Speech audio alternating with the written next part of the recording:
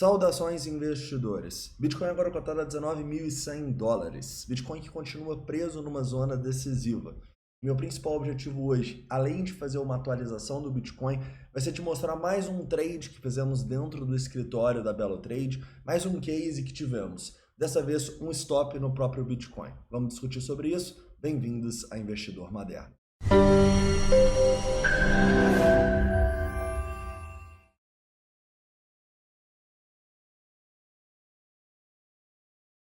Investidores, hoje eu quero começar aqui falando um pouco com vocês sobre o Bitcoin no 4 horas, tá? A gente vai discutir um pouquinho aqui do que está acontecendo e das zonas decisivas que a gente tem pela frente. Também vamos falar um pouco sobre o S&P 500 e o fechamento terrível que a gente teve. Terrível não, né? Terrível, mas ainda com esperanças. E também vamos falar um pouco sobre o price action, da análise de sentimento, onde as instituições estão nesse momento, já que a gente está vendo essas instituições colocarem algumas ordens que tá ficando legal, tá? Mas antes de começar, não esquece aí de deixar o like, se inscrever caso não seja inscrito e mandar aqui todas as dúvidas, críticas e sugestões nos comentários. Em especial, compartilhar o canal com algum amigo, afinal nós estamos num ótimo momento. Quase foi aqui. Um ótimo momento para se conhecer o Bitcoin e mais do que isso, um ótimo momento para entender que investimento e trading não são opostos. Na verdade, são complementares e eles vão fazer você ter uma performance muito melhor pensando no longo prazo. Beleza? Então vamos lá, vamos começar no 4 horas. Investidores, no 4 horas, como vocês sabem, o Bitcoin ele está num padrão feio aqui, isso aqui é uma Bearish Rising Wedge. E a gente não pode romper esse padrão para baixo. A gente teve uma tentativa desse rompimento e não conseguiu. De cara eu já vejo que se a gente perder esses 18.700, eu começo a ficar preocupado, tá bom? Eu começo a olhar para uma tentativa de rompimento verdadeiro dessa região. Porém, a gente sabe que tem muita gente presa nesses fundos, então a gente não pode descartar também o suporte que a gente tem até a região próxima ali dos 17.900. Mas começou a fechar abaixo dos 18.700, cara, já é um sinal de perigo, ao meu ver. Assim como se a gente começar a subir e romper a região dos $20 mil, é um sinal de força importante. Uma confirmação de uma reversão para mim seria acima dos 20.500, tá? E se a gente romper os 20.500, galera, não é para você comprar nos 20.501. O importante é a gente conseguir formar um novo range acima dessa região. Como que a gente forma um novo range? Na verdade, existem vários indicadores para determinar um novo range, mas um dos que eu mais gosto, e vocês sabem, é o preço conseguir ultrapassar essa zona por uma boa margem e no reteste dessa zona a gente começar a ver instituições colocando ordens abaixo. Assim a gente entende que a gente formou um novo range e a gente tem uma boa probabilidade de pegar uma tendência. A gente sempre olha se a gente tem ou não muitas ordens abaixo no TRDR ou aqui no book agregado, né? A maneira melhor de ver, porque você consegue ver todas as exchanges quando você agrega aqui, tá? Então é um ótimo indicador para se operar rompimentos, a gente ainda vai falar sobre ele hoje, tá bom? Mas lembra, o ideal é que a gente passe por um range interessante, as zonas importantes, e na retração a gente tem instituições colocando ordens abaixo, isso no rompimento para cima. No rompimento para baixo, obviamente é o contrário, né? Você quer ver ordens das instituições acima. Tranquilo? Beleza, vamos lá. Continuando, né, e falando um pouco aqui do curto prazo, a gente está consolidando. A gente vinha falando aqui lá no escritório que seria bom para o Bitcoin ganhar os 19.600 também. Eu acho que seria uma demonstração de força importante, tá? No curto prazo seria muito bom, assim como perder os 18.700 no curto prazo seria muito ruim. Falando do sentimento, a gente tem aqui uma neutralidade de novo, um long short ratio acima de 2.07, um CVD que subiu um pouquinho. Mas vocês sabem, a gente não está dando muito valor a esses indicadores. Por quê? Porque esses são indicadores de tendência e a gente está numa consolidação infinita, né? Então, se você vai usar long short ratio para operar consolidação, você vai se ferrar. Não é o objetivo dele, né? Eu acho que é muito importante a gente traçar os objetivos dos nossos indicadores. E é só dessa maneira que a gente vai conseguir utilizá-los de maneira eficiente. A gente tem 3 principais estratégias que a gente usa: Breakout Pro, Surf Sentiment e Hunter. Hunter é uma ótima estratégia para se operar consolidações, mas nela a gente não usa o Long Short Ratio. A gente usa muito mais liquidação, compra e venda mercado, o Price Action. Para usar o long short ratio e o CVD aqui, por exemplo, a gente usa as outras duas estratégias, que são estratégias que seguem a tendência. E a Breakout Pro, a gente olha muito o long short ratio com o Open Interest, e a Surf Sentiment a gente olha muito o CVD com o Open Interest. Então repara que os indicadores, eles não impedem a gente de realizar as outras estratégias. Isso é muito importante, porque é só dessa maneira que a gente consegue fazer sempre operações todos os dias. Estamos aí com mais de 300, só eu, tá? Faz pouco tempo que a gente começou a planilhar também as operações da equipe. Só eu e o Xande no escritório, a gente já enviou mais de 300 operações para os clientes. Se pegasse todas as planilhadas, teria mais de 500 com certeza da equipe, ou mais, né? Então, para ter operações todos os dias, você precisa ter, ao meu ver, tá? Diferentes estratégias, e você precisa que os seus indicadores não impeçam você fazer as operações nas suas outras estratégias. Ficou claro? Senão a gente fala mais sobre isso, porque é um tema bem importante, né? Afinal, quanto mais amostragem a gente tem, melhor nas nossas estratégias. Tranquilo. Continuando então, e a gente sabe que esse sentimento tá bem neutro aí nas últimas semanas, tem uma coisa boa que eu tô vendo aqui. Ordem de instituições abaixo, até essa região dos 18.450, tá? Então repara que a gente tem ordens bem grandes nessa região. E também um pouco mais acima ali, ó, 19 mil dólares, 18.800, ou seja, isso é um ótimo sinal. Um sinal de que se o preço vier aqui, não vai ser tarefa fácil ele romper. Além disso, quando eu olho para cima, não tem muita coisa, caras. Algumas ordens no curto prazo, o que é natural, né? Sempre vai ter muita ordem no curto prazo para ambos os lados, mas a gente só começa a ter ordem grande aqui nos 20.500. Isso quer dizer, claramente tem mais instituição tentando segurar o preço para ele não cair, né? Do que para ele subir. Então isso é um bom sinal para os compradores, tá? E para os bulls.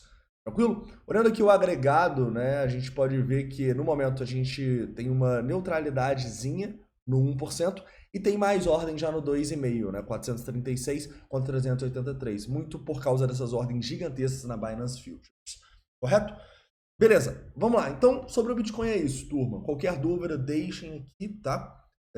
Provavelmente não vou conseguir gravar à noite hoje, mas amanhã cedo a gente volta com gravação. Tranquilo, agora vamos falar um pouco sobre o case, né? O case foi um long no Bitcoin, tá? A gente viu ele no dia 5 de outubro, eu vou mostrar o momento certinho para vocês. O Bitcoin estava nessa região dos 19.764, o stop era na região dos 18.745, o alvo próximo do topo dos 20.500 dólares, tá? Foi um long que, mesmo entendendo a correlação com o S&P, é um trade que vale a pena, em especial devido ao grande número de shorts que estamos, né? Afinal, era um dia que eu acho que a gente estava com 4 ou 5 shorts e o único long que a gente estava era no Bitcoin. Depois a gente até abriu a CVX, se eu não me engano, mas o único long que a gente estava era no Bitcoin.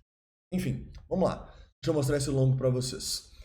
Basicamente, né, a gente estava bem aqui quando a gente foi fazer esse long. O preço estava caindo na região ali dos 19.700, né?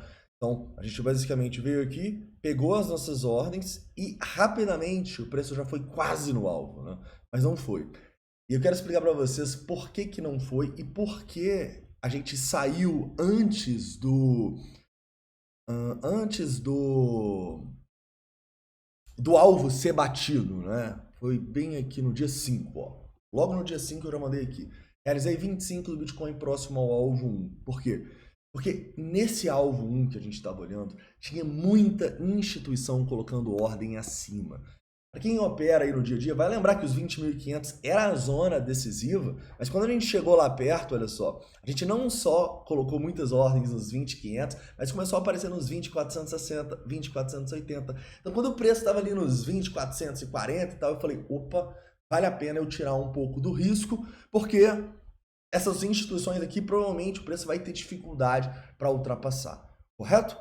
Então, basicamente, a gente fechou 25% aqui, o que é importante, tá? Você realizar quando você vê muitas instituições contra você, e sem contar que a gente também teve compras a mercado, né? Liquidações na região.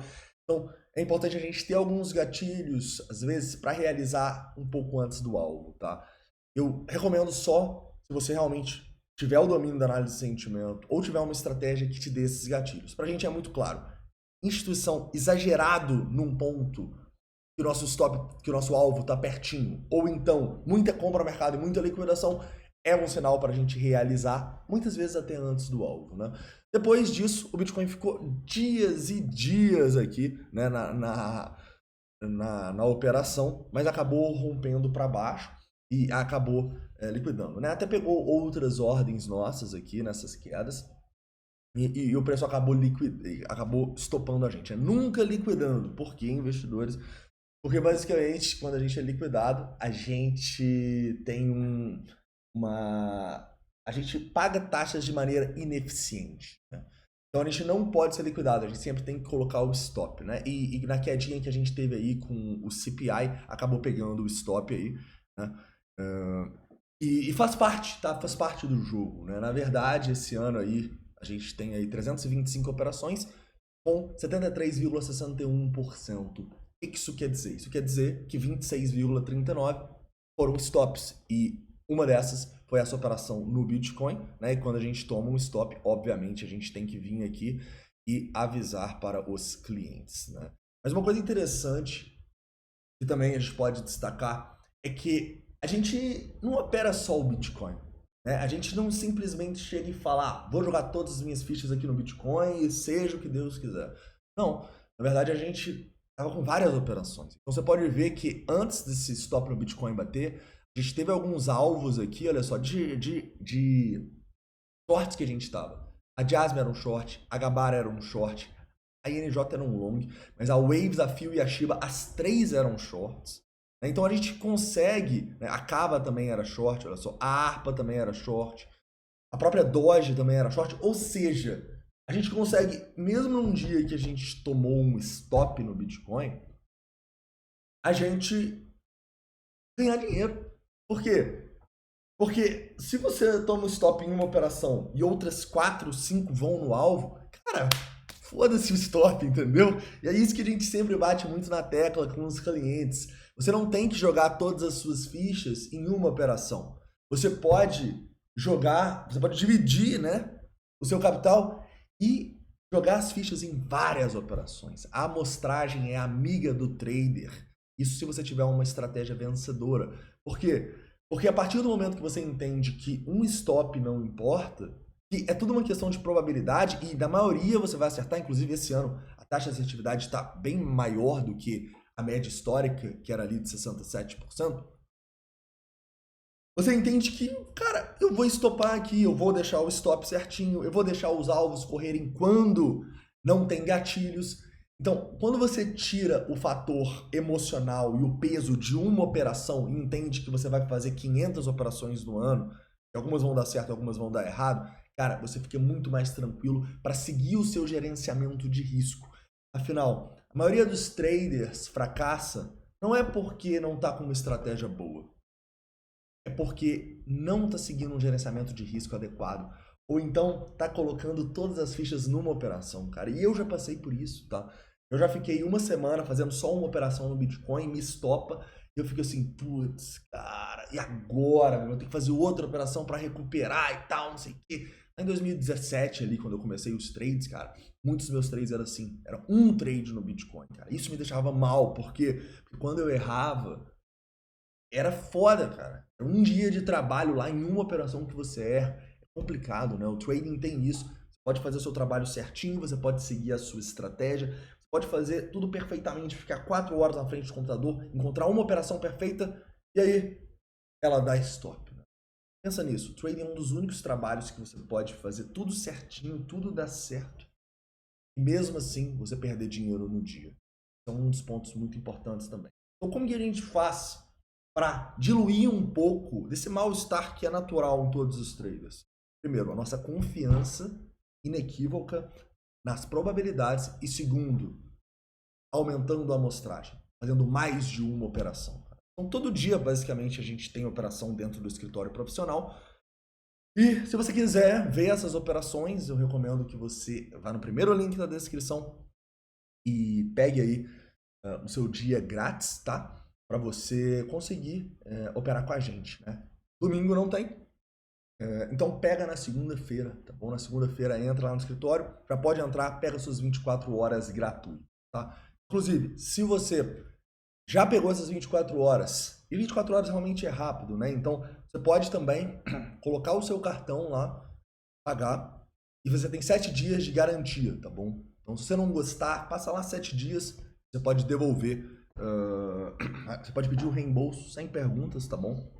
E é isso aí, galera. Espero que vocês tenham gostado, tá bom? Acho que eu me estendi um pouco nesse estudo de case, mas eu acho que é importante, porque a gente abordou temas da psicologia aqui e temas muito importantes no stop, que muitas pessoas não conseguem colocar o stop, não conseguem aceitar o stop, beleza? Mas é isso então, espero que vocês tenham gostado, um forte abraço, a gente se vê amanhã, provavelmente antes de meio-dia. Um forte abraço e até lá.